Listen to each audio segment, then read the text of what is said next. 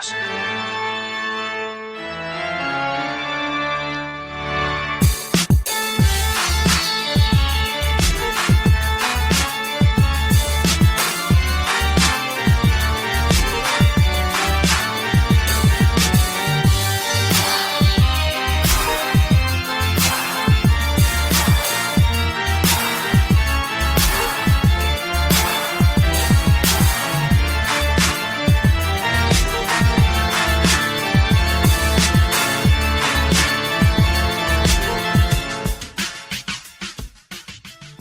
Hey, hi Adam, how are you?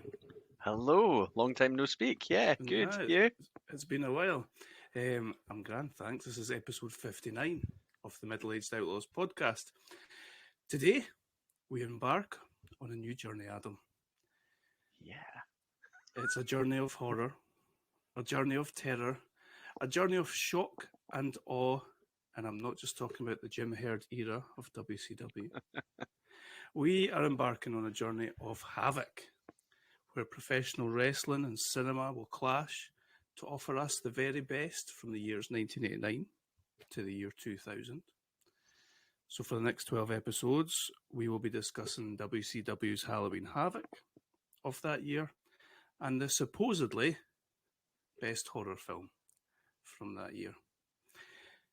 Today, we'll be tackling WCW's 1989 Halloween Havoc and the straight-to-video sensation that is the cult classic Puppet Master. So there we go. That is the road laid out in front of us. The rather spooky, darkly lit road in front of us. How are you feeling about it? I'm excited to watch the Halloween Havocs. When we were talking about figuring out what film to watch for each year, and can go on so many different websites and it'll tell you a different horror film as being the main one from that year. Mm-hmm. And I thought, oh, what is this that I'm being told about that I've never actually heard of in my life? This Puppet Master thing, and then news of many sequels, and many. and then I watched it. but I think it's going to be interesting to see, because like the last journey we did was, well, I suppose we've kind of done, what, 1.5 journeys maybe, if you look at 1998, which Yep. we didn't complete. No. And then Edge, but they've been in quite, your journey is, week by week, month by month, whereas just dipping into the same point in time year on year is going to be totally different, I think. Yeah, and quite interesting. There was a few people on this 1989 Halloween Havoc that I thought would be very interested to see their progression year upon year. Some will disappear, Yeah. and some will progress, and it will be quite interesting. We're both, you more than me, big sort of horror film fans. Yeah. So we thought Halloween Havoc would lend itself to picking up and having a little bit of fun with the first 10 minutes or so, and we can talk about a movie. So shall we dive into the supposed cult classic that is Puppet Master? Yeah. How did this come to be? No, how did this come to be? There's a question. How did this come to be the highest rated film from horror film from 1989?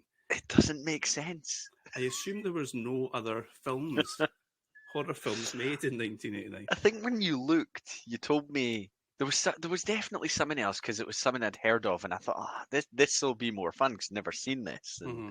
And, yeah, I can't work out how it. I think maybe I get how it could become a cult classic, in that maybe about 10 people really liked it or something like that. So it's like a really small cult. Yeah. Well, that's very true, actually. I think, right, let's try and talk through the plot. Spoiler alert for 1989's Full Moon Entertainment's Puppet Master. The amazing thing to me is that there's a Full Moon Entertainment subscribable channel on Amazon Prime. Oh, wow. Where you get access. I think they're all on Shudder, if that's a thing.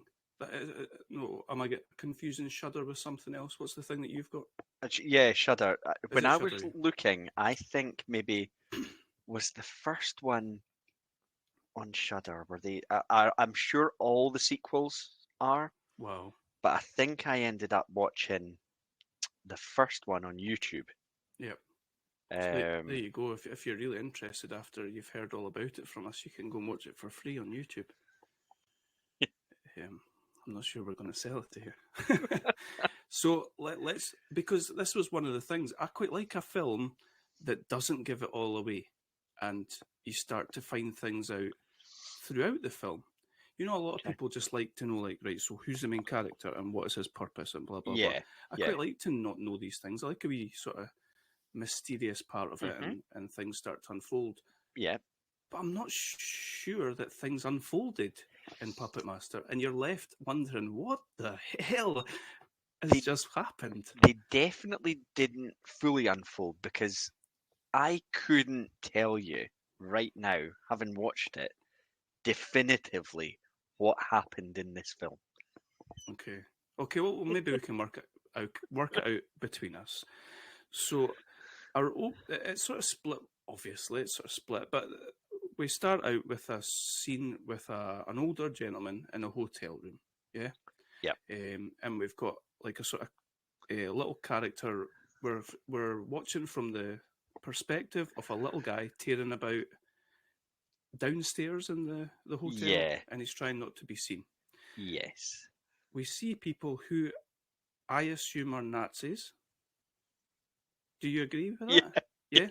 Okay, so that are storming the hotel. Yeah. The little guy's making his way up to the hotel room to tell the older gentleman he appears to be the said puppet master of the title. Yep. He sticks a gun in his mouth and shoots his head off. Yes. Titles.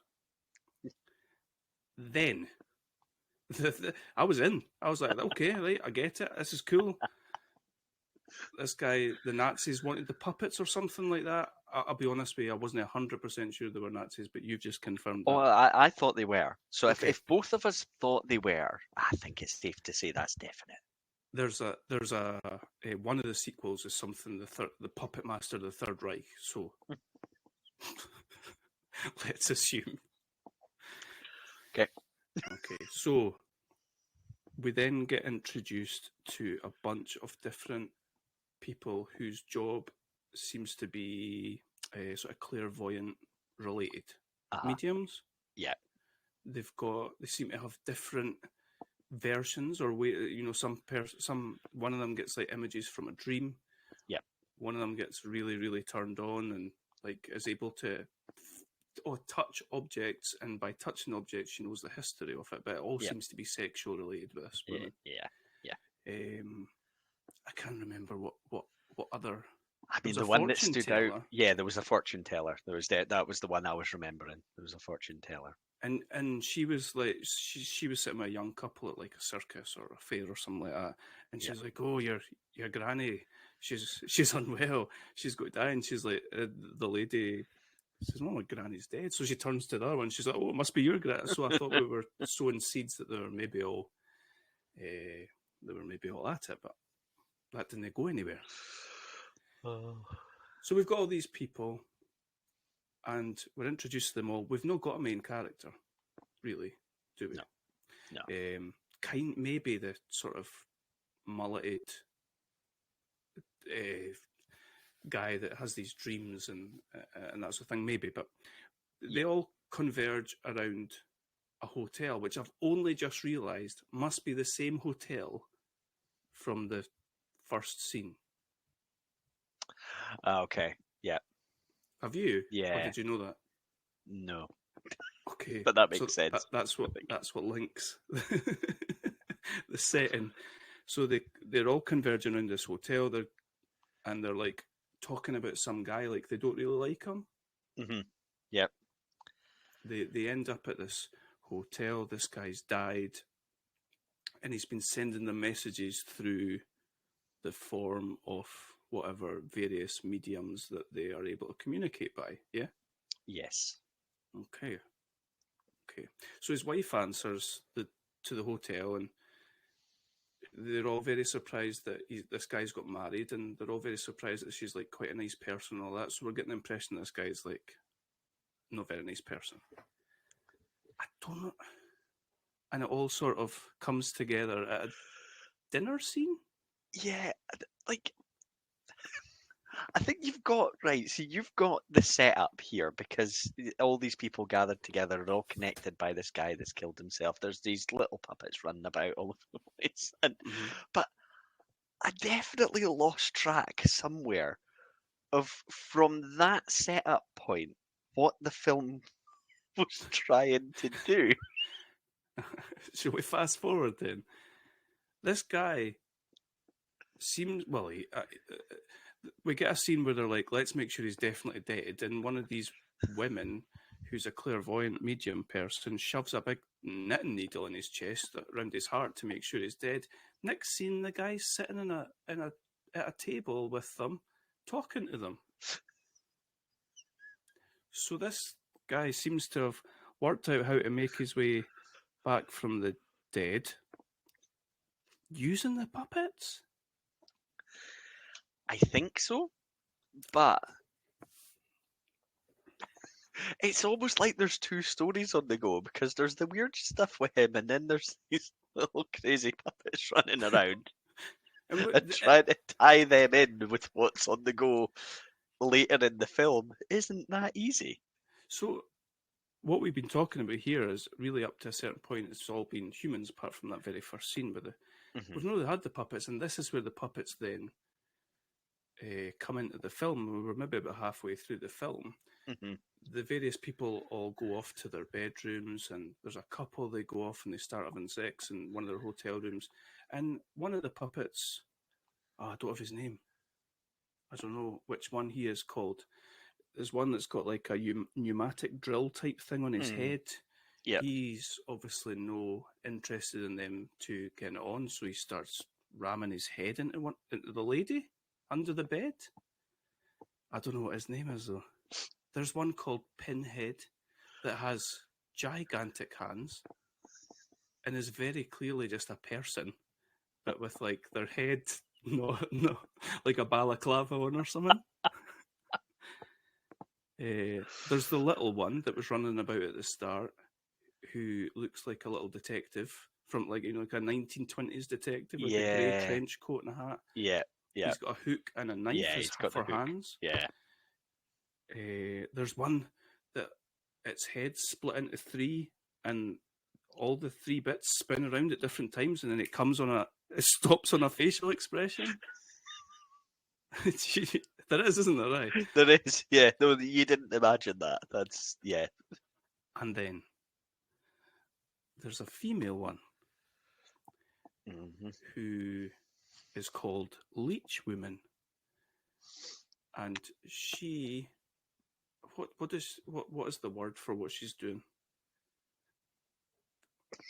She's like producing leeches from her mouth is what she's doing. And this is a puppet. So where are the leeches coming from? She kills the guy that was having sex. She kills him. He's all tied up on the bed because they're doing some sort of weird stuff. He's blindfolded and he's like, "Ooh, that feels nice." Because when she starts vomiting leeches on his body. I love the idea that you're sitting watching this film and you're like, "Yep, yeah, no, all fine," and then you're like, "No, where are the leeches coming from? That I can't take this seriously anymore." Sorry. Oh. Apparently, Leech Woman is in none of the sequels. Oh, right. Okay.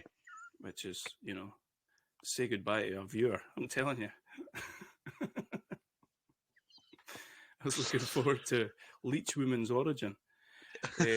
From there, the puppets seem to go on a bit of a killing spree. The various different people. There's maybe about 6 people that are all there. Our hero with the mullet doesn't get killed. He just keeps seeing black and white weird premonitions of people dancing. See, when I was watching this, I was like, David Lynch. Yes. like Twin Peaks, Mulholland Drive, some really, really good stuff. This felt Twin Peaks, eh? This felt to me like a David Lynch film, but without the quality. Like, With zero it thought. was out there, and it was even the way it was made, looked and felt a little bit like that style, but it was just a bit all over the place, and not, I think, in an intentional way. That's a really good way of describing it. Like you said to AI, can you make Child's Play if David Lynch directed it? Yeah. And it just chucks various bits together. So what I think ends up happening is, so this guy that's resurrected himself, he killed himself, now he's resurrected. He starts throwing the puppets, and at this point, it looks harsh the way that he's like throwing the puppets about, even though they're killing machines. But I think he's had enough of the puppets. He's got people that he can experiment on now. Yeah. And try and bring there his new anymore. puppets. Yeah. But the puppets aren't having this. They trap him in a lift, and they just use all their various skills, knives and pinheads and fists and drill heads, leeches. He's getting tag teamed by all these different puppets. Who was left alive at the end? Because there was definitely a point where I remember watching and thinking, is that a real dog? And then thinking, this, what looks like a stuffed or a toy dog, ends up getting picked up and walked up some stairs, and then the dog is real from that point onwards. Yes, so that's our sort of end. This is like the end of Batman Begins, when he gets handed the Joker card, and he's like, he leaves his calling card and he looks at him. We're like, whoa, can't wait for the sequel. Yeah. This woman. So the only people that are left alive are our mullet hero and the wife of the guy who resurrected himself and got beat up by all the different puppets. She's holding a stuffed taxidermied dog, and she walks up the stairs after she said goodbye to this guy, and it becomes real. So I assume that's the setup then for the sequel. She's going to be doing some crazy stuff. She's never in any other of the films. Maybe that was the original plan and they couldn't get her. I assume maybe Russo was involved in this. Unbelievable. That was it. What? Yeah. Any regrets? Not really. Like I feel like it's lingered. I watched it about pretty much the day after we last recorded, which was about 3 weeks ago. I watched it then, and I'm still thinking about it. Okay. So it's done its job. Yep. You gonna watch any of the sequels? No. Are you? No, just like you, because the leech puppet is gone. Woman. So, yeah. And the wife with the ability to resurrect animals. Yeah. It's like, what's the point now? Yeah, exactly. She's like her own little pet. No. Yeah. So that was Puppet Master 1990. Any now for your final thought? I think you've made more sense of it than I could on my own at various points. I kept looking, thinking. I remember looking, thinking, well, he's dead, and then I was like, no, he's not. He's back. Okay, that's fine. If he's back, then I know where I am. And then all the focus seemed to go off him completely for quite a while, and I was like, right, but is he orchestrating all this? Okay, now he's got his people. Oh, actually, I forgot that the puppets would be pissed off about that. So, yeah, there you go. Is that why the puppets... No, yeah, because he started throwing them away and all that. Yeah, he lost all interest in them. He didn't have the same use for them anymore. The gentleman at the start that appears to be the puppet master, Patient Zero, he didn't seem to be a bad guy. Well, I mean, what am I basing that on? We just don't know. No, there's a prequel. Oh, so we'll never watch that. But no, I don't. I do recommend watching it. It's only about an hour and 15 or something. It went quick. Yeah, it did. It's weird and bizarre. And if you like Child's Play, it's absolutely nothing like that. Apart from it's got puppets in it. Oh, your thing about a poor man's David Lynch was probably like the perfect way of describing it. So it was quite early on. I started thinking that because I've watched a lot of David Lynch stuff over the last few years. I need to stop doing that. Anyway. Okay. Yeah. So join us next time as we discuss Puppet Master 2. Okay, shall we talk wrestling? Yeah, let's do it. I've got a question for you. Okay. You're going to disappoint me. Have you watched Will Ospreay versus Kenny Omega from Forbidden Door? I've not. God damn it. Sometimes you set yourself up to fail, don't you? Okay, let's talk. Halloween Havoc 1989, which took place on the 28th of October 1989 and came to us from Philadelphia, which was a terrible idea, WCW, because they are the snarkiest crowd in the world and they cheered all the bad guys and booed all the faces. Yeah, it's kind of their thing. 'Cause this would have been before ECW were ever a thing, but still, I suppose that just shows the genius in ECW being based there. It makes total sense. I was thinking that it's funny Shane Douglas being on this card and getting booed as this sort of baby face. Yeah. When his big sort of revelation for ECW would happen, and I guess it would happen in Philadelphia. On commentary, we've got Jim Ross and Bob Caudle. We've got our boy Gordon Soley backstage.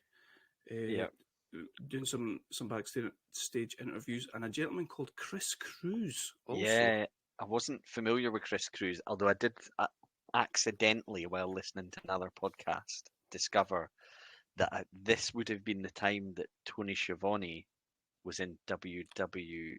WWF, right? Okay. He was only there for about a year, so I think he's back by the next year. He'll be back at WCW, and I wonder if, because they used him as backstage interview at times when they had JR, but it's a weird, I think Bob Caudle and Gordon Soley are both these sort of revered, really old school announcers, and this is them obviously kind of nearing the end of their time on these shows, and JR just kind of being pretty young and new into the role and all that kind of thing. It's weird. I always liked old style JR because I think we always talked about the fact he makes it seem like a legitimate contest. That's his thing. That's how he approaches it. Yep. But he's not the JR yet that we came to know in WWE. He's quite different before going there, and far less I think about the entertainment bits. It's like a clash where there's probably loads of people watching this who would view Bob Caudle the way that we view JR now as being the great iconic voice of our time watching. I thought it was quite an interesting mix. Would it be blasphemous to say possibly like this JR better than WWF I think JR? I think I've always thought there was maybe a balance in the middle, because I think even in WWE what he was very good at, and we definitely touched on this when watching some WCW shows, when they put all the focus on a match that's different from the one that's actually taking place in the ring, JR was so good at keeping it both about what was going on as well as selling what was coming later. He was really good at that. And I think as soon as he got to WWE, it became far more about storyline than it was in WCW.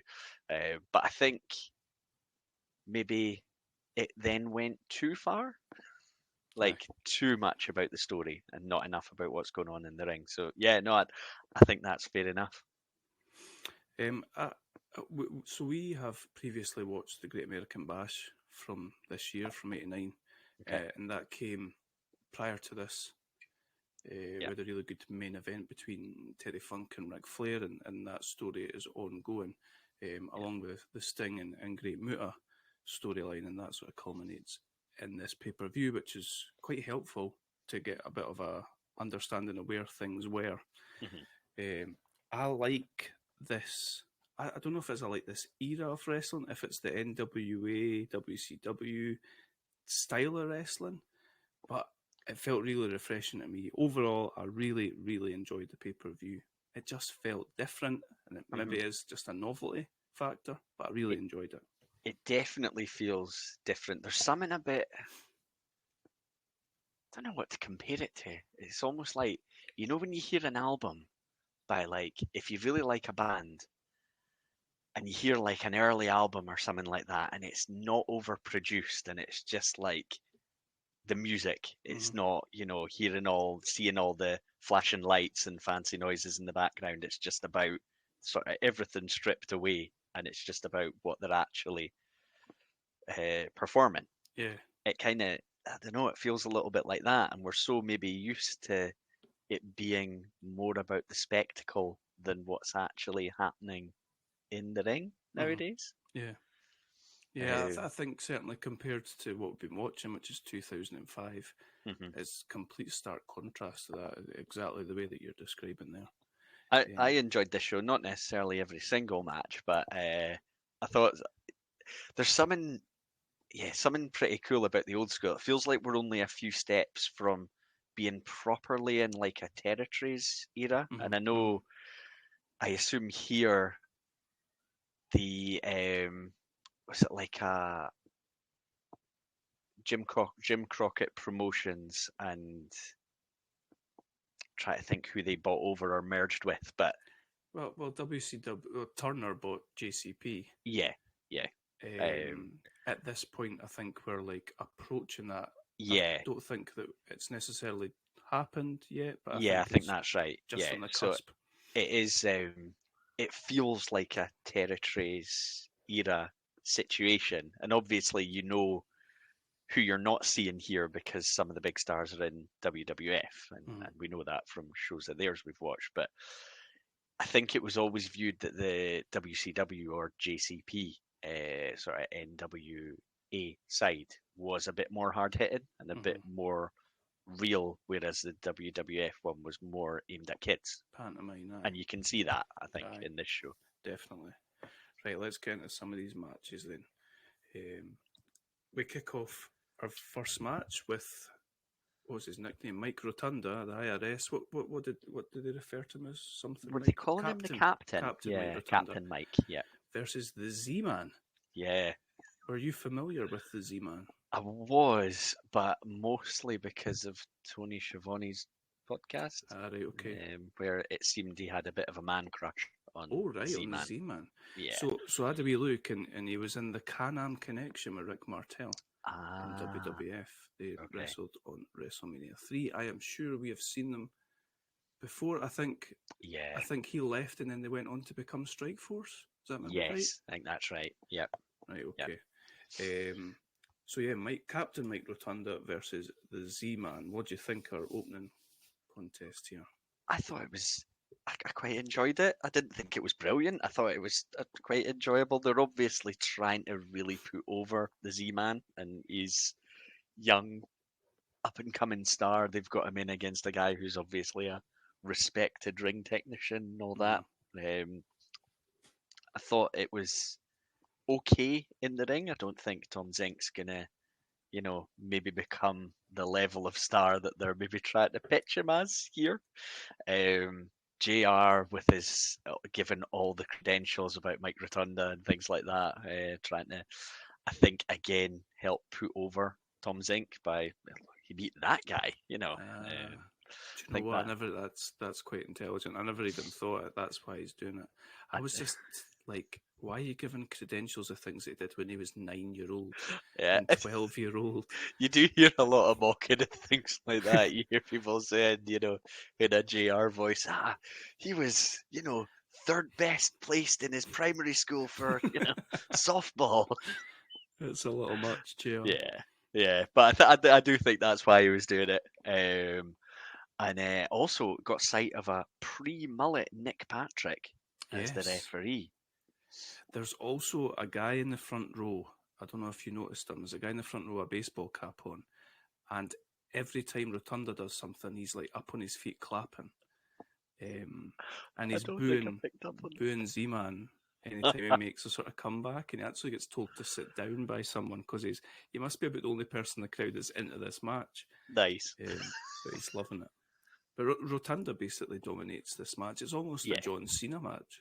for 2005. Yeah, quite similar to that. Yeah, and they play it off as like the way the finish happens, which is with a high crossbody by Rotunda off I think the top, and the Z-Man kind of rolls through on him Yeah. for the pin.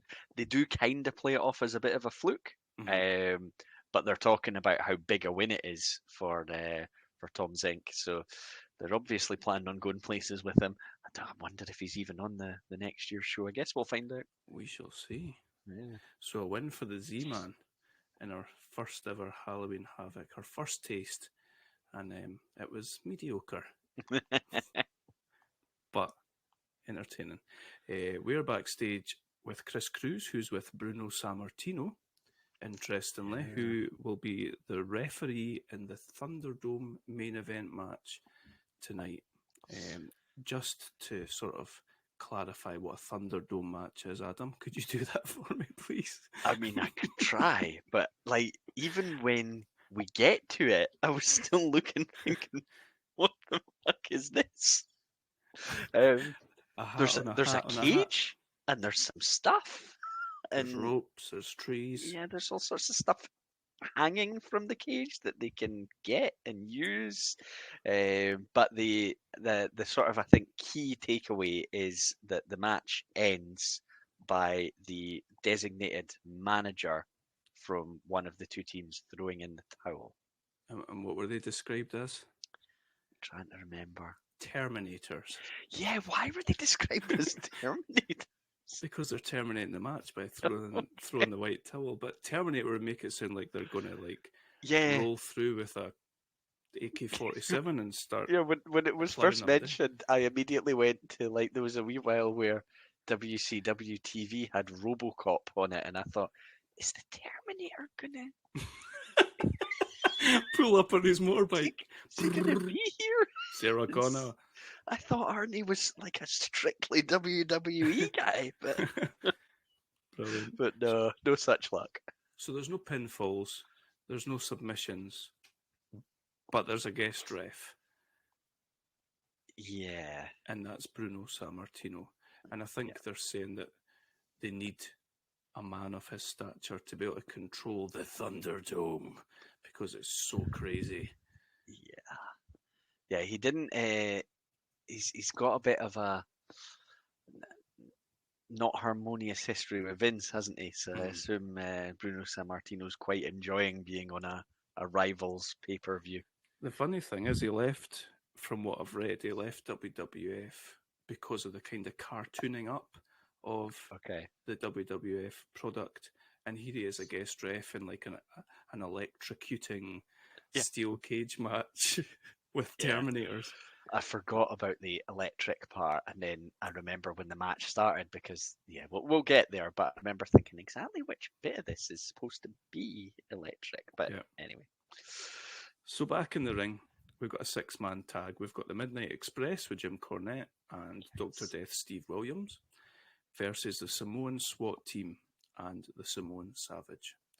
It seems like, well, certainly Dr. Death is a gigantically over babyface. I always thought the Midnight Express and Cornette were heels, but they seem to be playing faces here. And your Samoan SWAT team are your heels. What do you think? I enjoyed this. They're all Midnight Express are this sort of well-oiled tag team, and I think Dr. Death is kind of the X factor working with them as the massive, aggressive, just the wild card of a man. And I think he gets quite a reaction as well, though. I think they're the crowd are into him. Yeah, definitely. And then you've got the Samoan SWAT team who, I remember in the WWF days of seeing these Samoan teams appearing and just thinking they were totally wild, no pun intended, but the crazy athletic but massive and thick and built and all that, and they sort of defy the size of the size that they are, the way that they move. I enjoyed this. It's very physical, it's very aggressive, and I was enjoying some of the Cornette behaviour around the ring and things like that. It kind of, I don't know, lightens it a little bit to some extent, but not too much. Yep. Yeah, this, and if I compare this in my mind to like this match to the sort of equivalent WWF matches of the time, this definitely felt like a step up in aggression and physicality. Yeah. No, I agree. I love watching these Samoan teams. Whether it be well, this is the Hedge Drinkers Yeah, Samoan yeah, SWAT team. We talked about what were they called, 3 minute warning. Just the hmm way that I was never a fan of Rikishi. I know Rikishi is in this team, but in the different hmm guys. Never a huge fan of Rikishi, but the way that these guys, he's a bit slimmer here, if hmm that is possible. yeah, Anyway, the thing that I really liked about this is it wasn't quite a cookie cutter match. It wasn't just as soon as we get a hold of the weak link, let's isolate them and we'll tease a few hot tags. There was quite a lot of back and forth before, it did eventually hmm settle into that. yeah, I think it was Bobby Eaton ends up getting isolated for a short time. yes, But we yeah, get hot tags almost right at the start of the match with Dr. Death going wild a couple of hmm times at least. And I think that's a good way of showing you like his potential to do that later when he does get the hot tag. So yeah. I like that aspect of it. It's a little bit of a funky finish, but a lot of the stuff that's going on is great physical, like you say, and I think that was what was attracting me to it as Yeah. well. Yeah, I mean they played it sort of in quite some of the psychology in quite a straightforward way, even though the match wasn't cookie cutter in that they had the Samoans seeming pretty intimidated by Doctor Death, but Yeah, not at all by the Midnights. yeah. They very much wanted to just keep the match with them and the Midnights, and they were running scared of Doctor Death to some extent. JR has always loved Doctor Death. I mean, I wasn't Oh, sure if this was a later day thing, but no, right that's his from the start. that's his boy from birth, I think. Oh yeah, that's his boy. Yeah. This is 1989. It's crazy to think they brought him in When was 1999 for the Brawl for All. was that when it was? Yeah, because 10 years later, and they thought this that might be a, a shooting off point for him. Yeah, because this Doctor Death, absolutely. Like you, if you put him in WWF at the time, and you have him just wrecking people, that is It's like a Goldberg, yeah, like a yeah, better Goldberg. uh-huh, yeah, Like we were texting back and forth. You'd already watched it. I was watching it at the time, and I was saying this: put Doctor Death in WWF and have him run over Hogan. He'd hmm be massive. yeah, yeah, and he would have come in and come across quickly, I think, as a legitimate threat Hmm. to Hogan. I'm sure he could have had a, you know, I was going to be harsh on the WrestleMania match, but you've got Warrior doing some similar stuff and not as convincingly as what Doctor Death could have done. He could have had longer matches and things like that. Yeah, that is what he is. He's like a much better upgraded version of Warrior, where hmm he's able to look at the crowd and engage with them. Yeah, And the crowd can see his facial expressions that don't involve growling or yeah, talking about what was that word that he made up for? It wasn't fortitude, but it was something. Um, yeah. I can't remember now, but I know what you mean. anyway, we get a sort, like I say, we get a sort of funky finish. Cornette gets in the ring as the Samoans manager Oliver Humperdinck. Yeah, Also, he's known as the Great Big Kahuna here or something like yeah. that. I thought it was Lou Albano. He really looked like him, but it wasn't. He gets in the ring. Cornette whacks him with the racket, but as Cornette is hitting him with the racket, Stan Lane collides with Cornette, and he gets rolled up by one of the Samoans for the Yeah. 3 count. And I've got to hear the Bloodline win. It is funny that they're doing something called the Bloodline these days. They could have been it could have been the longest dynasty in wrestling Yeah. history, Yeah. like on screen as well as off screen. But I enjoyed it as well. It went quite long. Yeah, I don't know how long because it's one of those good ones that I don't think it felt like it was going too long. So it was great. You were quite engaged with it. Yep. But yeah, I can believe it was quite a long match. So we're backstage, and I think I remember us talking about this when we watched American Bash, that they go back and forward quite a lot, but not in Yeah. a sort of jarring way. Yeah. So we've got Gordon Soley's with Gary Hart and Terry Funk. And what's his name? Gary Hart's quite a good talker. Mm-hmm. And Yeah, I think he was one of their sort of staples as a manager for quite a long time, a heel manager. And the Funker is wanting to start a 10,000 watt boogie with Flair and Sting, he says. And he's just as crazy as you think he would be. Yep. He's good, like, really good. What we got next? Oh, a not so good match. Yeah, yeah. We have got the Cuban Assassin, who is wearing sort of combat coloured trousers. He's taken on Wildfire Tommy Rich. I felt like that was, this is maybe just me, that nickname, Wildfire. Right, I mean, sorry. I just felt like Tommy Rich was instantly boring. Mm-hmm. Cuban Assassins obviously are ridiculous, stereotype. What did they say that he used to go? He used to go by, I can't remember. They said Guevara or something like that. Yeah, but yeah, Tommy Rich was just one of those guys that I was like, I don't like to use the word too much, superstar, but like, to me, he was immediately just a guy. Like that, there's never going to be anything massively like behind Tommy Rich. You're not going to get like a yes chant to put Tommy Rich in a main event. It's just a guy, and I was immediately underwhelmed. And this was, I think, the thing I enjoyed least on this card.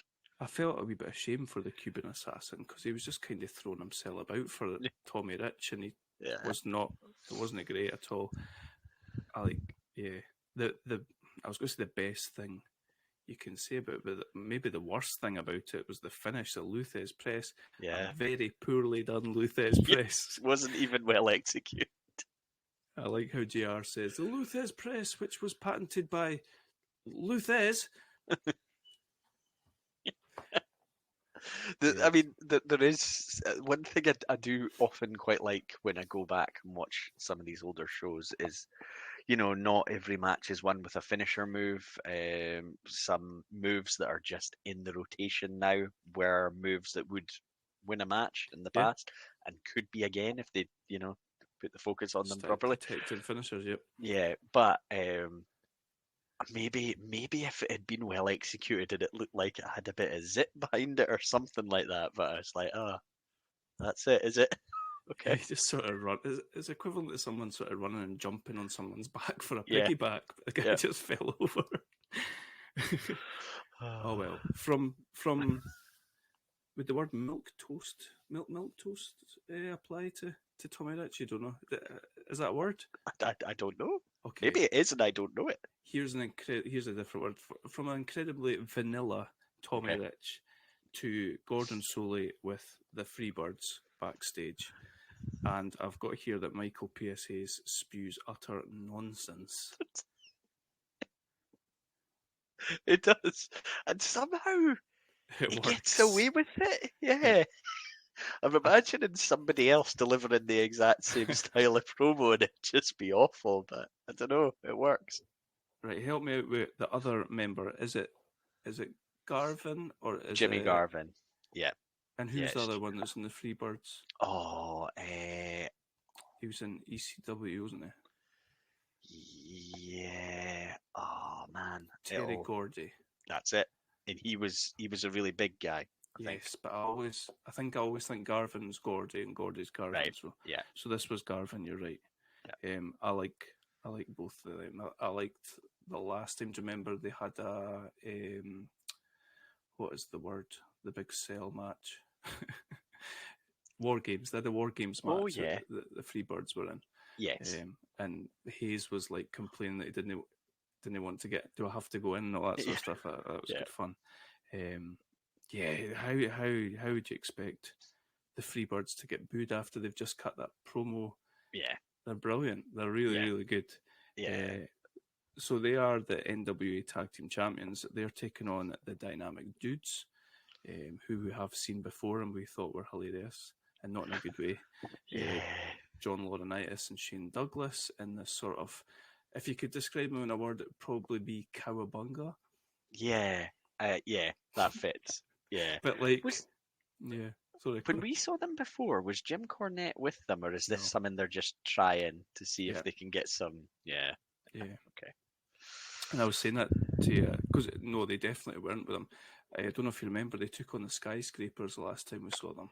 Oh yeah. And they came out and they're carrying skateboards. Yeah. They've got sunglasses on. They're wearing bright colours. They give their sunglasses to someone, a little boy in the crowd. Yeah. And then they threw a frisbee back and forward, like, extreme, yeah, cool, yeah. It's so gimpy. Oh. Especially when they're taking on the Freebirds, and the Freebirds coming out to this rock music, and they're like so charismatic when they're coming out. Yeah. Immediately the crowd are on their back, booing Dynamic Dudes. Laurinaitis is pretty good in the ring. Yeah. Yeah. I mean, I suspect I've only seen him the two times we've seen the Dynamic Dudes, because I think a lot of his career might have been in Japan. Oh, really? Yeah, I think so. And I assume Shane Douglas is pretty young here. I think so, And I don't think he's, I think we both really enjoyed what he became in ECW.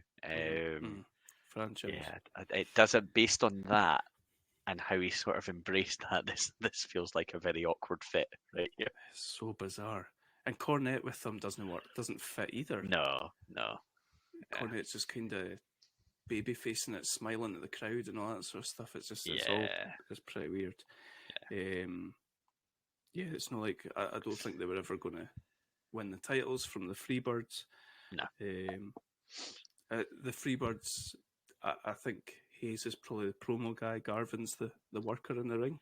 Yeah, I think that was always the way, and Gordy was the muscle. The heater, yeah.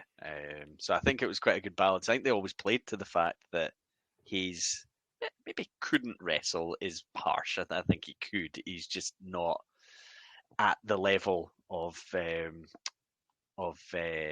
Jimmy Garvin, who's a good worker. Yeah, and this we're talking about cookie cutter formulas. This one does follow that, and the Freebirds end up isolating Johnny Ace. But like, if he start at any time, if he starts trying to mount a comeback, the fans just boo it. Yeah, the fans are not having any of it at all. They eventually gets a really cold tag to Douglas.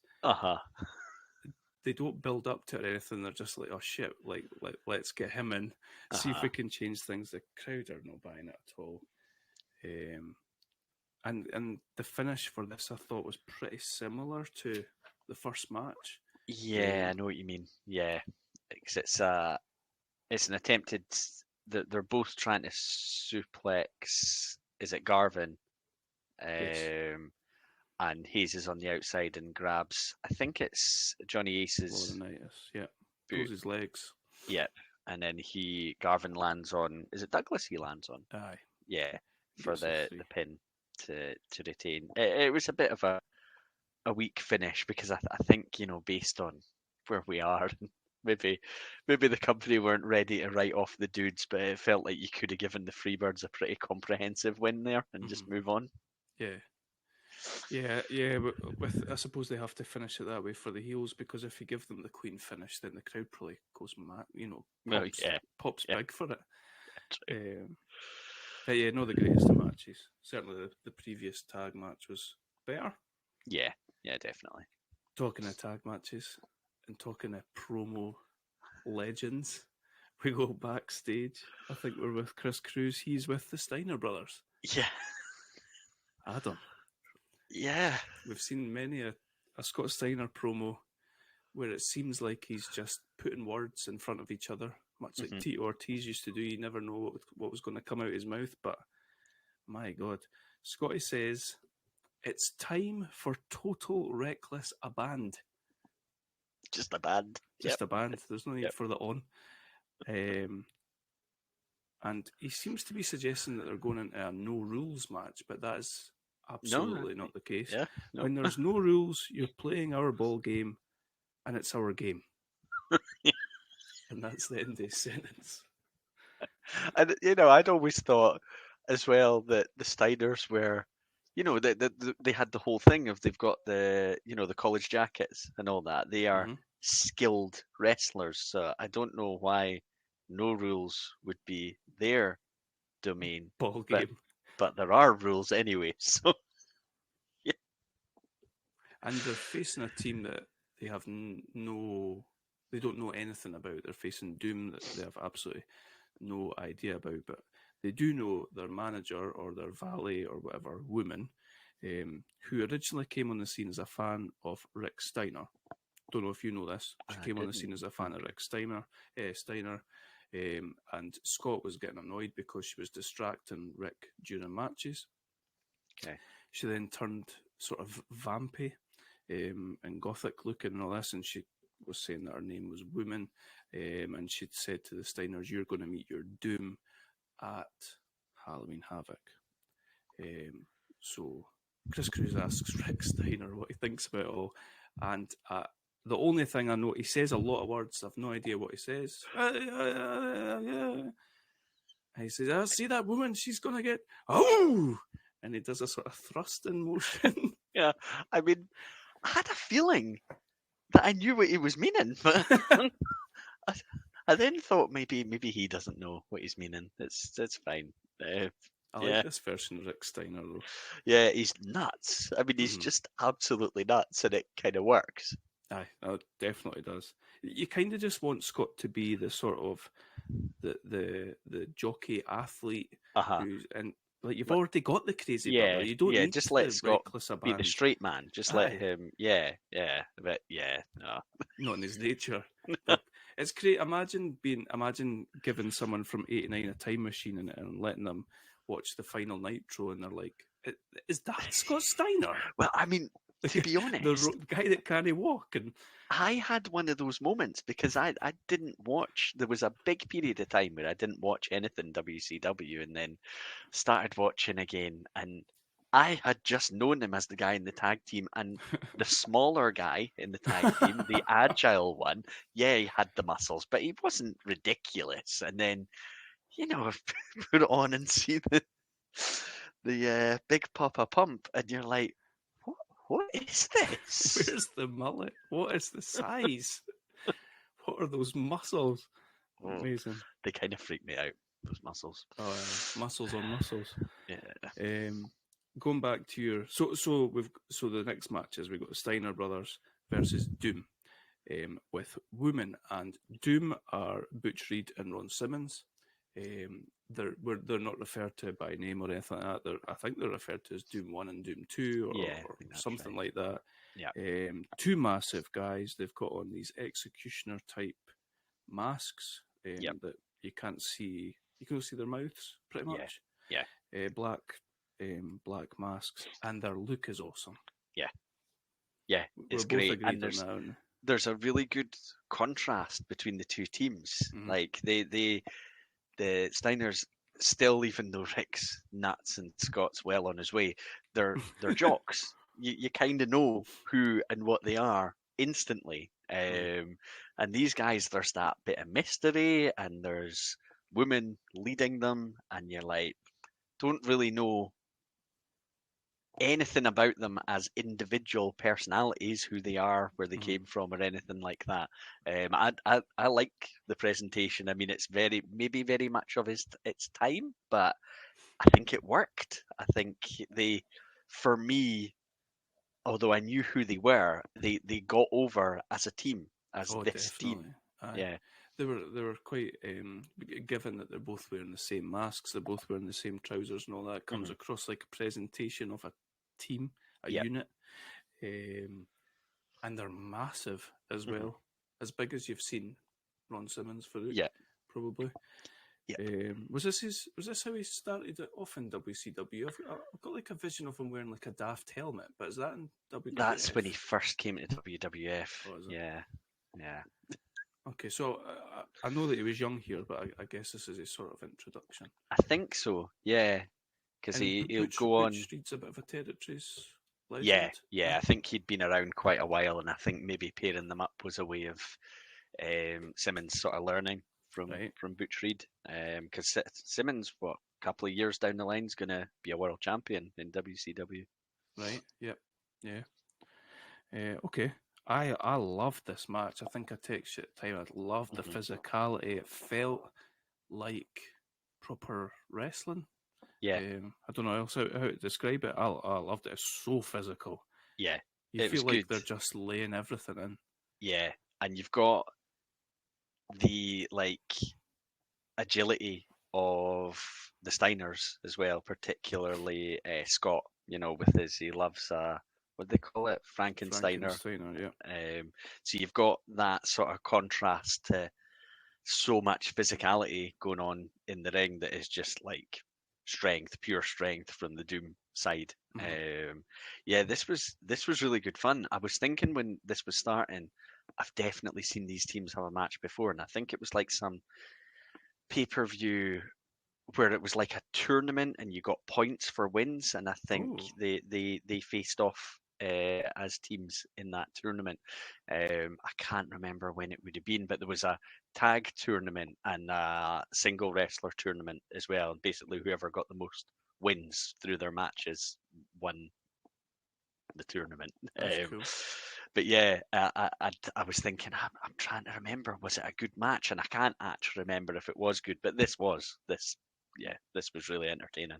Aye, it really was. And JR and Caudle, they're doing their best at doing that thing that you were talking about. They're getting women over big Hmm. time as the match goes on, and we keep getting the camera flicking to her, and she's just doing what she does. That sort of just stood there with a sort of hard face, not giving Yeah, anything away. Um, a lot of Steiner matches follow the same format. Scott will end up getting isolated. We get a hot tag to Rick, and he just goes bananas. yeah, We did get that here. We've got Nick Patrick not seeing a couple of times. Nick Patrick's not seen the tag, so we send him back, and we're building the crowd up to the point of a really hot tag, and yeah. I think that really worked. We had Farouk doing a stunner at one point. Yes, that's right. I wonder if Yeah, that's the first ever. yeah. Maybe Johnny Ace was watching. Possibly, yeah. Because I don't think I remember seeing the move, but I don't think I really thought about the fact that those that are still to come along and use similar type moves as their big move, Mm-hmm. Austin or DDP even, Mm. they're not on the horizon yet. So yeah, I think somebody's seen that and thought I can make something of that. Going back to this Philadelphia crowd, and we are talking about dynamic dudes and them just no buying Yeah, their shtick, where it just goes to show you that if you do it right, then the faces will get cheered because the crowd love the Steiners. hmm, When Rick Steiner eventually gets the hot tag, they're going mental. yeah, And it really does show you, like, don't try and ram things down their throat because they'll just yeah, reject it. yeah, Which is great, I think, but it must be a nightmare if you're involved in that sort of thing. yeah. So, come to the end, I don't think we've had a clean finish yet, have we? No, no, Tommy not Rich? yeah. No, we've not. There's been interference or shenanigans for everything. So, Women pops something into one of Doom's masks round about the eyebrow Yeah, area, and he uses it to headbutt Rick, and that's how they get the win. yeah. Not sure what it was. I don't think they really showed you. I don't Did they? think they do. No.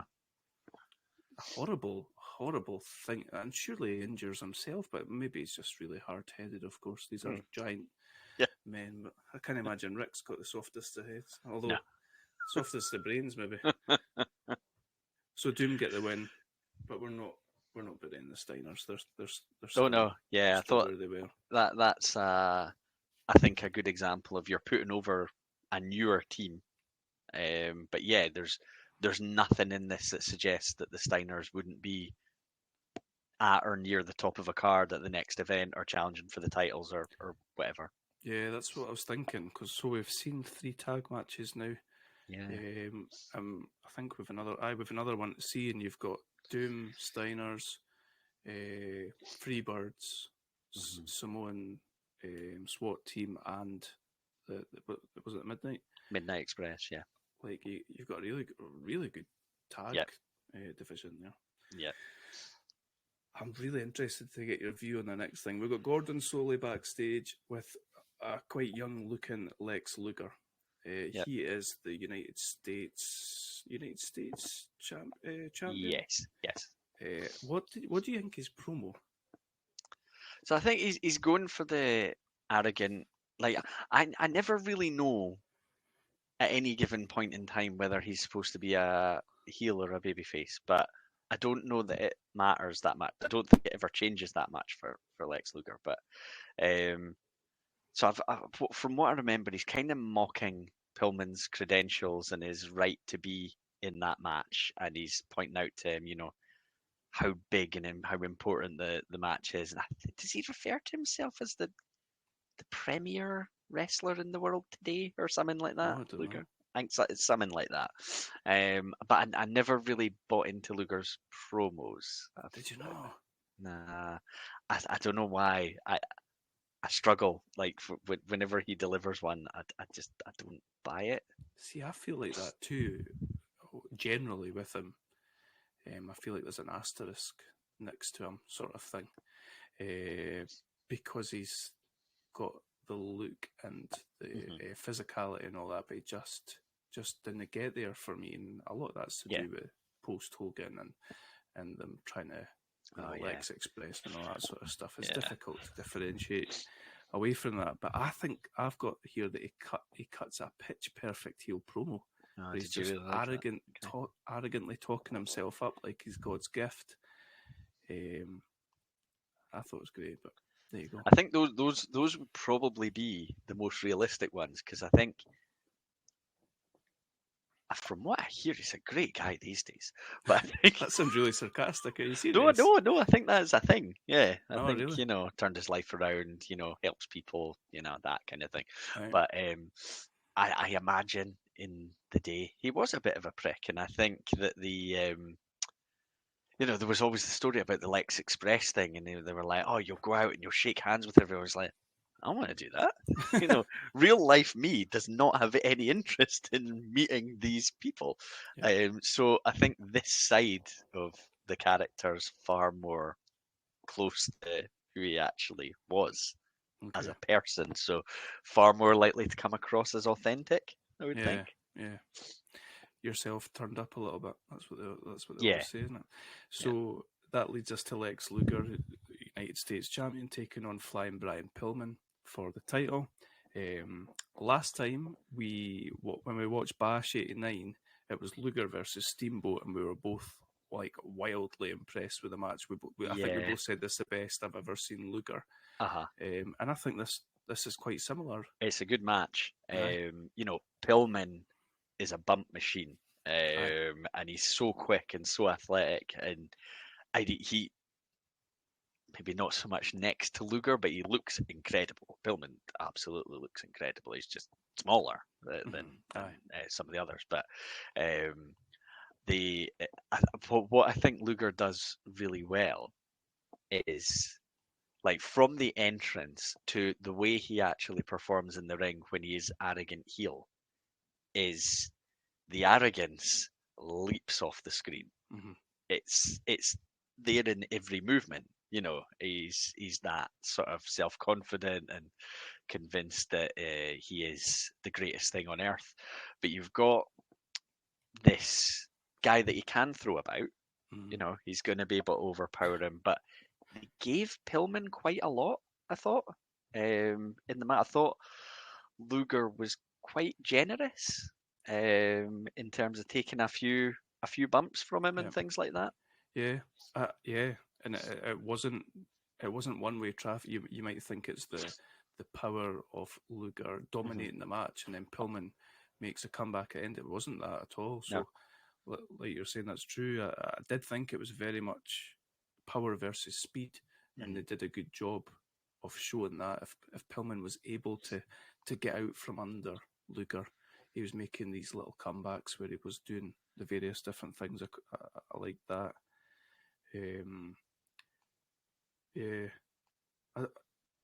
But you're saying that you enjoyed it overall, Oh yeah, I thought it was a good match. I thought,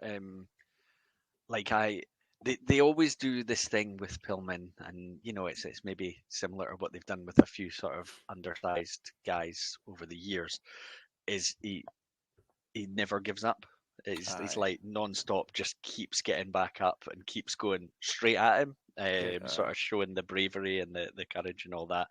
And they play up to the fact, and God knows how many times I've heard JR say it about the fact he played nose tackle in college, and then got signed in the NFL and all that, despite his size. But at least that one plays into the character he's playing here, because it doesn't matter if he's in theory too small to do this. He's just going to keep coming at you and keep going.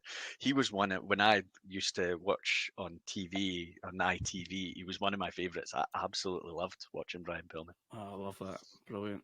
He's one of the ones, actually, both of these guys are people that I thought it'd be really interesting to see how they progress over the years. Yeah. Whilst we're watching these, I guess Hollywood Blondes is after this period. It will be, yeah. Yeah. Really looking forward. I hope we get a Hollywood Blondes, and I hope we get a Pillman, like, post Flying Brian. So I wonder when Luger will jump.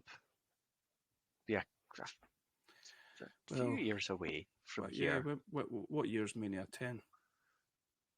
94. Think so. So it must have either been. It maybe jumps 91, 92. Yeah, it might be 92. I'm trying to think because I think it seemed like he was there ages as a heel. I don't know if he actually was, if it was all that long that he was. Yeah, he was a narcissist for like a really. I think as a child it felt like he was the narcissist forever. Mm-hmm. But I think it was like a really short period of time. Yeah. Okay, interesting. Brilliant. Yeah, when he was in, and this is probably just based on fashion and style and all that, but he looks better without the sort of pompy hairdo. He's got the slick long hair, and he looks a lot better there. Yeah, anyway. I'd agree with that. Yeah. How did this one finish? Do you remember? We've got, where have I got towards the end? Pillman misses a flying drop kick off the top. That's Luger right. lifts Luger Pillman. Half sells that drop kick. Yeah. So jumps out the way. You're not sure if he's taking a bump or if he's jumping out the way. Luger lifts Pillman and drops him throat first on the top rope. I think that's it. Yes, that's what leads to the pin. And I don't even think they spoke about this on commentary, but it was afterwards when I listened to Grill and JR. He's talking about this, and he's talking about Pillman. He was doing exactly what you're talking about there about playing nose tackle. Mm-hmm. It's apparently known that Pillman had all these surgeries on his throat as a child, and that's why he's got the sort of raspy voice. Yeah. And they were saying that's what that finish was about, hanging him up on the top rope on his throat was enough to get him away. I think the only thing, I suppose, that could be more relevant to some matches than others, because there's a lot of matches on this that I enjoyed. What I do miss is, see, nowadays, every single one of these matches would have had a video package beforehand explaining how we got here, all slickly produced, so you could just dip in and know exactly where you were and what's going on, but you're trying to fill in some gaps, dropping yourself into this point in the year. I tried to do a wee search on the network to see if there might be a show, like a WCW Saturday night, right? That might have given you sort of background, because obviously Nitro or anything's not around at that point, but I couldn't find anything. Right. It's maybe stuff they didn't bring across and put on the network. Possibly.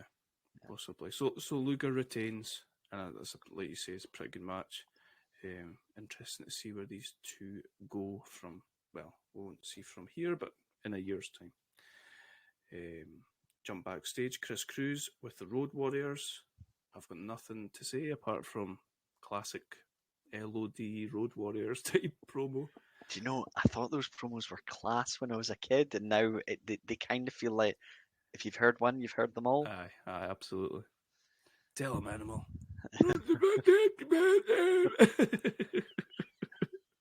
Is he Johnny Wow. Ace's brother? Yeah. Aye. Yeah.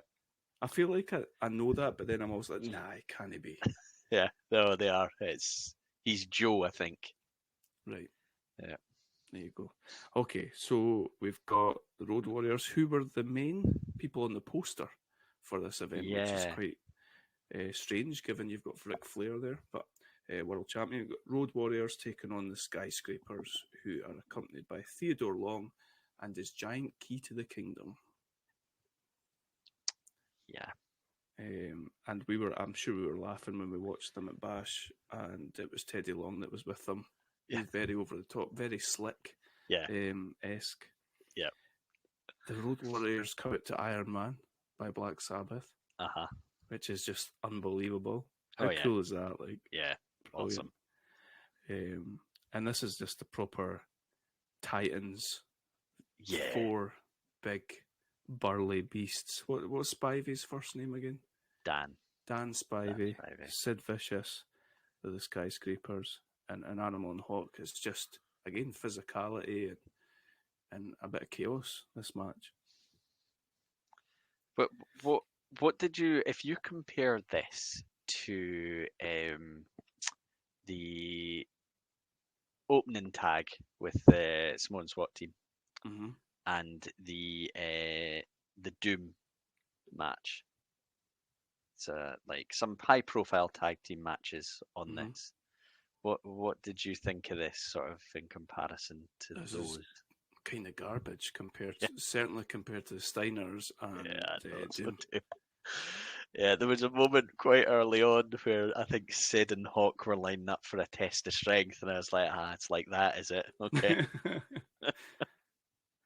Nah, and I think the entrances are about as good as it gets.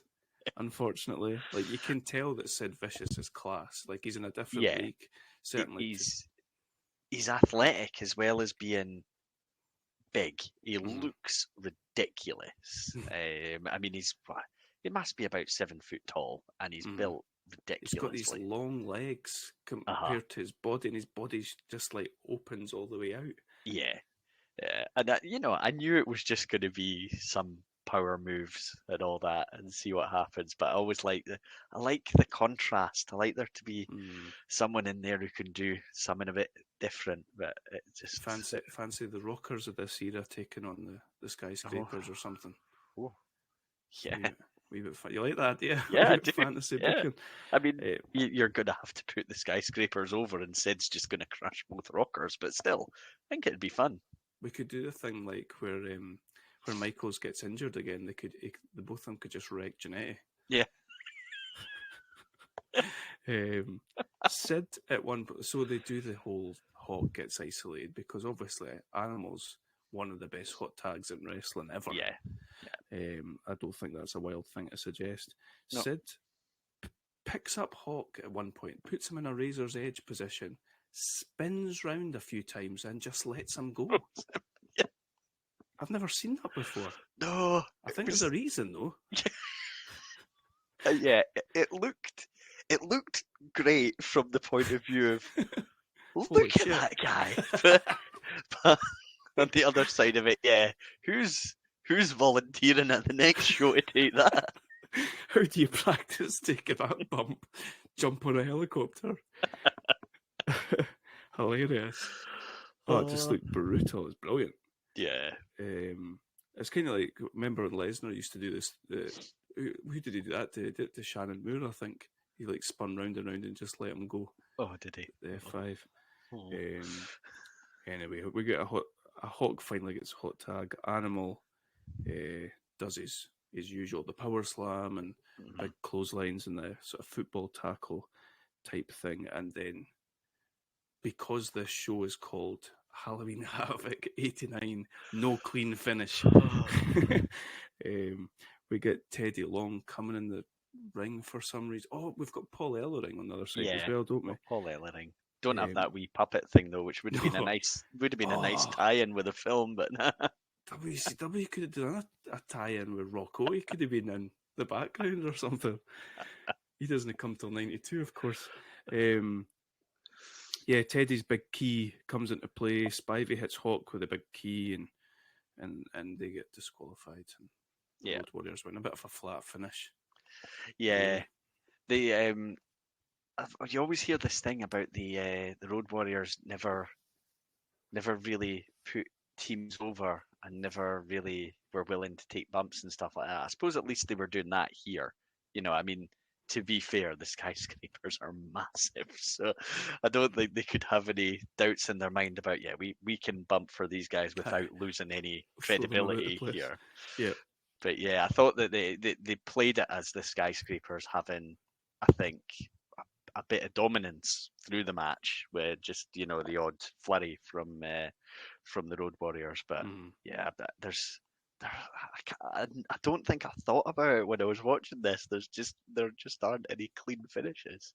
Nah, it wasn't until afterwards as well. I thought when you start looking at everything, and you're not going to get a clean finish in an electrified cage with Tarzan ropes and Bruno Sammartino's flying about the place. So there we go. Co-main event. Backstage, Chris Cruz. Have you ever seen Ole Anderson before? I didn't think I had. I think I've seen like pictures from the original Four Horsemen days, but nah. I remember thinking when I saw the pictures, that guy does look a little bit like Arn Anderson, just a bit older and a bit heavier. But yeah, he does, and I was really shocked to read that they're not even related. Yeah, no, they're not. Yeah, amazing. And just touching on that, at this point in time, Arn Anderson and Tully Blanchard had left WCW JCP. I think they went to WWF. Yeah, they did. I think they left on bad terms. As well. And then I think they both tried to come back, and then did Tully Blanchard fail a drugs test or something like that, and he didn't get back in, but Arn Anderson did. Was Arn an original Four Horsemen? Yeah, I think so. Yeah. Was it like Flair, Ole, Arn? Flair, Ole, Arn. Who would the fourth have been? Can't think who it would have been, but Mongo McMichaels. Mongo McMichaels. It always sickens me to think he's a Four Horseman. Yeah, that's the worst. That's a bit like Virgil in the NWO. Nah. Tory being in DX. Or, I was going to say Beefcake in the NWO, but... Anyway, we're backstage with Chris Cruz. He's got Flair, Sting, and Ole Anderson. Ole Anderson looks... I don't know what it looks like. He's got like a black shirt on with black braces. He's got his white towel with him. I don't know. He looks like a bartender or something. And you've got Flair and Sting's just so happy to be there. He's given the impression. This is proper surfer Sting. This is proper baby face paint, all that. He seems genuinely happy that he's involved in this main event program. And Flair's Flair. Flair cuts his sort of usual Flairish promo, not too over the top. No. I think babyface Flair tended to keep a lid on things a little bit. Yeah. And that's us. It leads us into our Thunderdome cage match. Special ref Bruno Sammartino. We've got the world champion Ric Flair and Sting taking on the Great Muta and Terry Funk. And I didn't think in these times, 1989, that the cage would have been above the. No, neither did I. Because there'd been so little information about what the Thunderdome really was or what it was going to look like, I thought, is it just going to be some stuff put round the ring or whatever? But yeah, the cage lowering took me by surprise. I thought they would have. Remember, they used to have to build up. We'd have like the Alfred Hayes interviews and all that sort of stuff. First, they'd build. These men have been working hard. Yeah, 25 minutes. But no, the cage comes down, And it's really weird that at the top of it, it's got like branches and Yeah. things to sort of obscure your view. Uh-huh. There's a Tarzan rope type thing hanging down in one of the corners. It's an odd looking Yeah. thing. I had a note quite early on saying, are we going to be able to see into the ring through this thing? Aye. How's this actually going to work? And then I think there's a cameraman in there which they Mhm. show. But yeah, the whole they didn't do a great job, I don't think, of explaining what this was and why it was, Mhm. and yeah, because So, I genuinely thought they mentioned electrocuted before, and then it dropped down. I was like, well, are they going to bring in like a little fence or something like that and just put that up against the ropes? What's the situation here? And then when it all came down, I thought, is the whole thing electrified? well, they started out by insinuating that the whole thing was electrified. Then Yeah, they start climbing it yeah, in various bits, and JR's saying, "Oh no, up the top is electrified, is yeah. electrocuted," and then Muta gets right up the top, and he does not get No, electrocuted. So, and I couldn't. It didn't look like there was a way out, so I couldn't work out why they would electrify the well, the top. only thing is that the gaps in it were pretty big. So Mm, Sting's whole okay. body was out at one point, like his Uh-huh. whole Yeah, that's right. upper body was out at one point. Yeah. Like if they'd said, at the end of Bash '89 is the four of them having this crazy fight up the Hmm. aisle. Do you remember? And Flair was Yeah. like right in the camera, covered in blood, his whole face covered in Yeah. blood.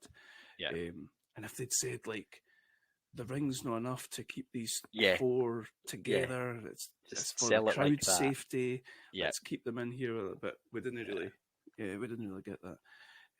What do you think of the match overall? The I, Thunderdome. I didn't think it was great. I thought there were far better matches on the card. You know, I I enjoy watching a lot of the performers. I think I've got a whole different appreciation these days for watching back some Terry Funk stuff. Aye, I think he's really, really good. it's brilliant. And Ric Flair is a lot closer to his prime here than he was when we saw quite a lot of him. Mm-hmm.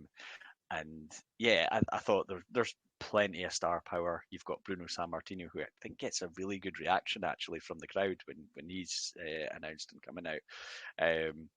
But I was still a little bit like, I wasn't really remembering the way that the bash finished, so I don't think I had enough of the reason for this in my mind, because they hadn't told enough of the story in the build up. So it's a bit Mm-hmm. like, all right, okay, it's these good guys, bad guys, let's see what happens.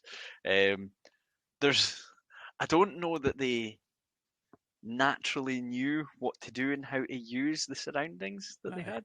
I agree. The funny thing is, it's a tag match, but they're selling it as a tag match where there's no rules, there's no Hmm. pinfalls, there's no submission, there's certainly no disqualifications, and yet they're tagging in and out to start off with. Yeah, yeah, It's like, well, we'll just follow the rules, but there's no rules, but we'll follow the sort of normal tag rules. But it eventually devolves into a tornado tag, and it's not like yeah. San Martino's like, you get out, No, and yeah, you've got yeah. 5 seconds or anything like that. It's just like, go for it. There also seemed some. I think Sting did it and Muta did it. Some quite strange moments that went on a wee bit of time where like one guy is halfway up the cage, and I couldn't work out any purpose for Why? doing it. It's like, get in the ring and fight. What are you doing? Are you running scared? Because I don't think that's what they would want Sting to be perceived as doing. Because he was up there for ages at one Yeah, point, and I thought, or is he trying to get something to use as a weapon, but they're not really showing it? Yeah, that's the problem as well. There was bits that were obscured, so you couldn't actually properly see yeah, what they were doing up the top.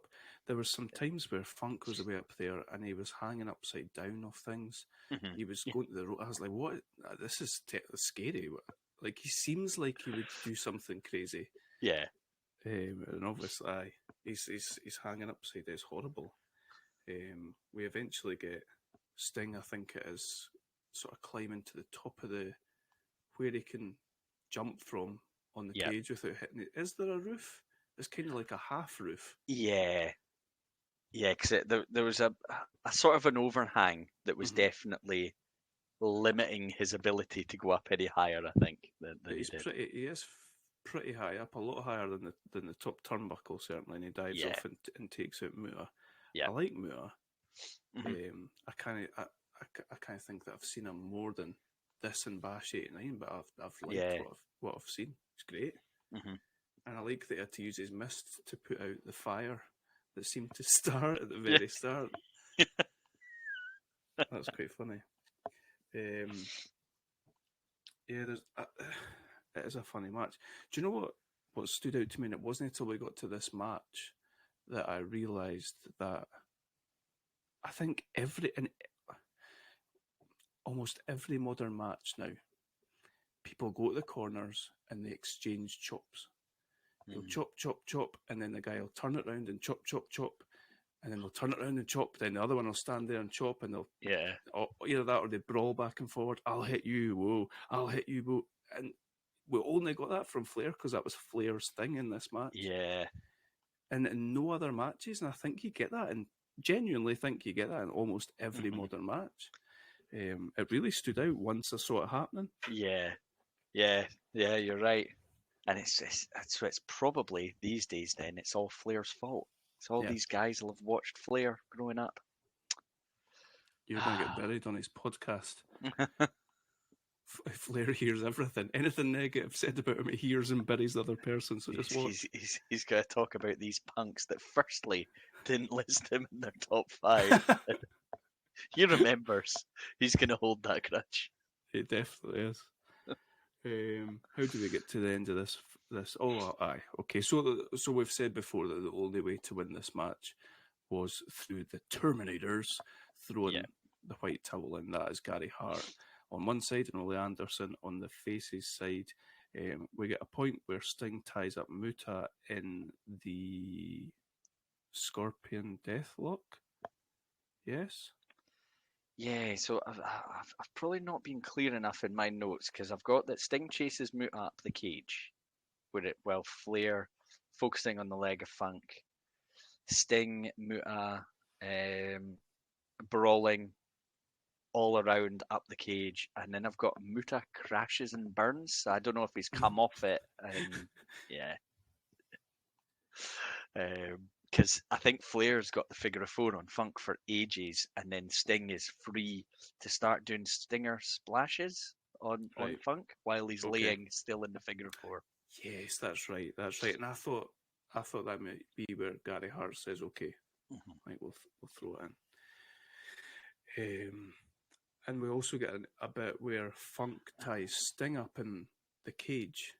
And the Muta has, I don't even know what the submission was that he had on Flair, but it was awful. He's got his legs tied up and then he's almost like backwards in a bridge and he's pulling the neck up as well. Yeah. And I suppose you're supposed to believe that might be the way, but Ole Anderson said he is not thrown in that towel regardless of what happens. So. Yep. So I've got a little bit further down in my notes. So Sting keeps doing these splashes on Funk, and Gary Hart is refusing to throw in the towel. Muta starts getting in the face of Bruno Sammartino, who knocks him out of the ring. So I think that's then Muta completely removed from the situation, and that is where. So I think what happens is Ole Anderson punches Gary Hart as he's coming into the ring, and that sends Gary Hart's towel basically straight to Bruno Sammartino. And then Ole is showing Bruno Sam, well, I've still got mine. So, he's throwing his in at you because I've still got mine. But again, it's not a clean finish because there's still no indication that Gary Hart was actually intending to throw it in. Yeah, I wondered if they'd made an arse of it and he'd meant to sell the punch and thrown the towel up in the air. I mean, probably no, and that's probably the finish. But it was quite funny the way it happened. Why does Muta get in Sammartino's face? Yeah, I don't know.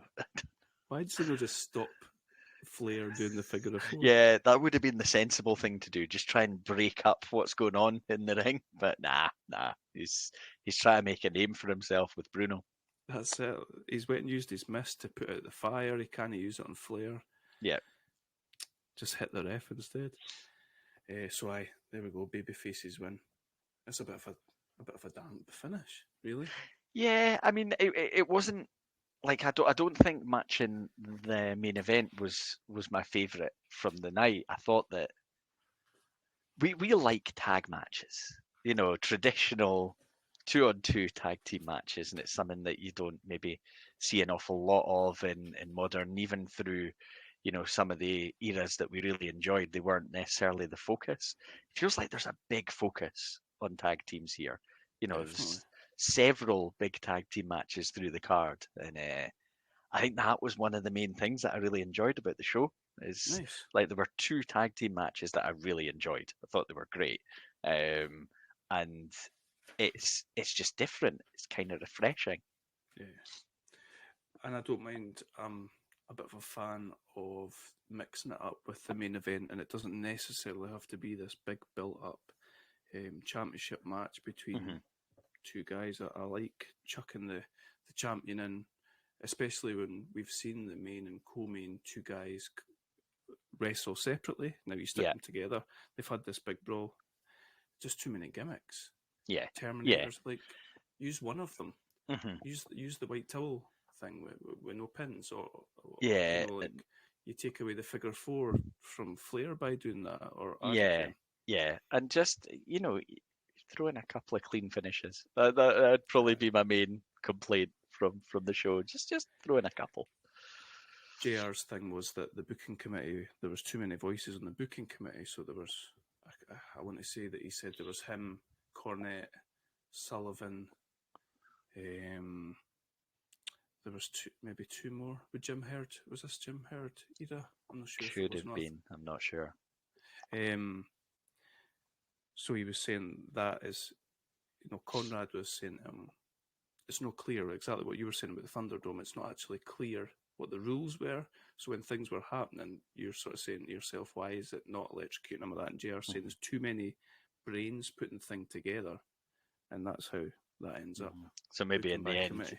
Even the people on the committee aren't 100% sure what the rules behind each sort of stipulation are. But still, I found it an entertaining show, and felt very fresh and different. Calling it fresh when it's I shudder to think how many years ago that is. Oh God, it's like 33. 34. Yeah.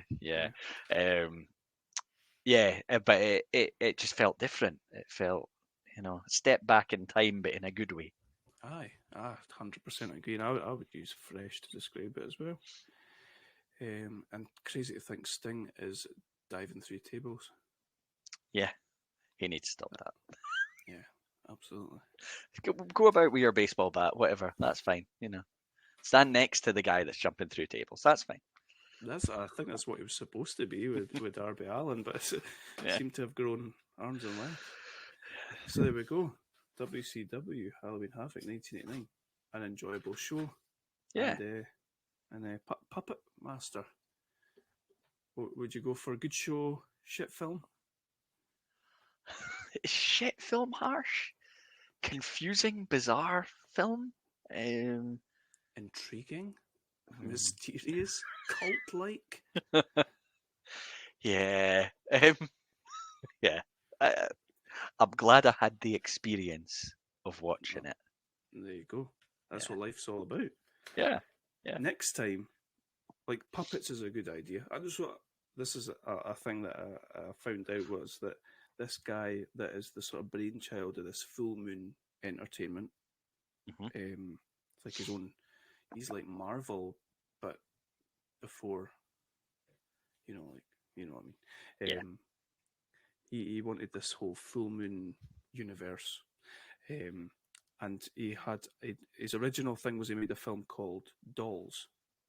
Okay. And it got panned, but people liked the dolls, so he was like, okay, so we'll take that and make Puppet Master.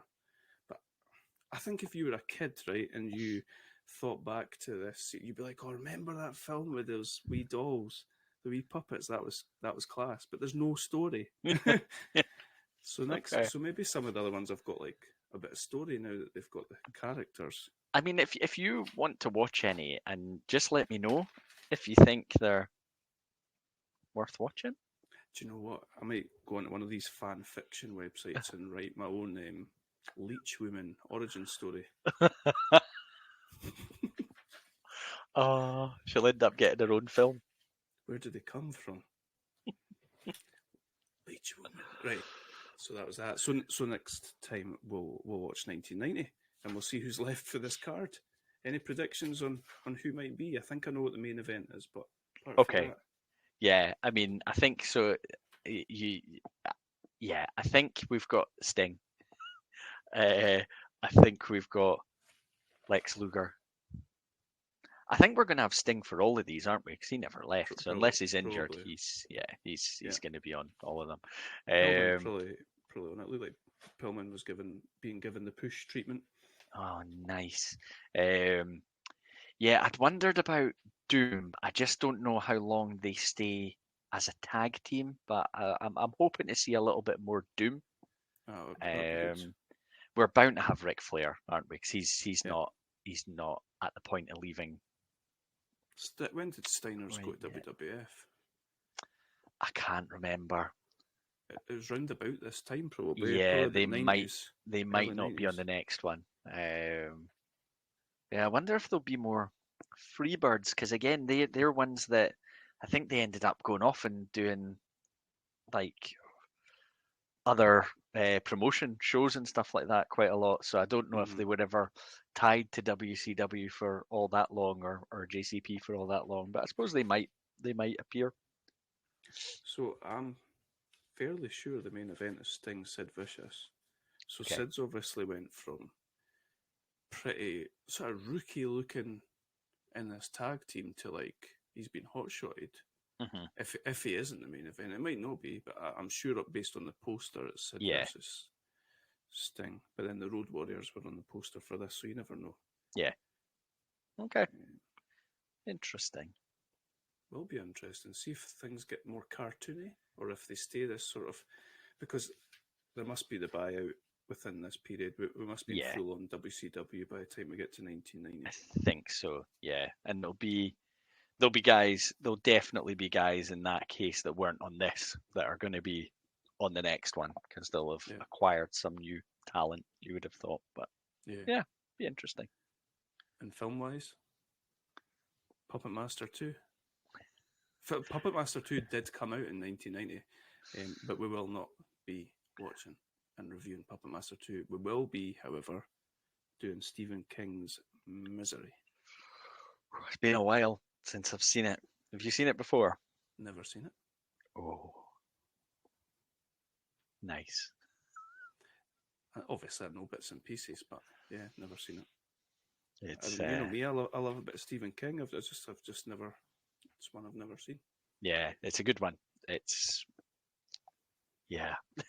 Who's the male actor in it? Oh, what's his name? Oh, he's From in Elf.